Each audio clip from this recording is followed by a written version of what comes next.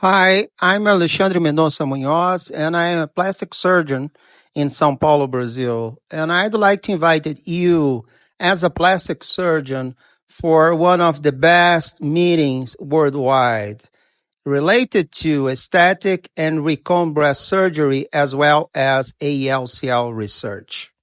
This meeting, interesting meeting, is organized by Professors Fabio Santanelli from Rome and Mark Clemens from Houston, Texas, and we will be in Tampa, Florida, between 11 and 12 of next April. In the scientific program, I will have two talks. The first one is related to transaxillary breast augmentation, and I will present some technical aspects as well as the data related to our recently published paper in PRS. And the second talk, we discuss some aspects related to the breast implant surface, and especially the most recent published articles related to biocompatibility.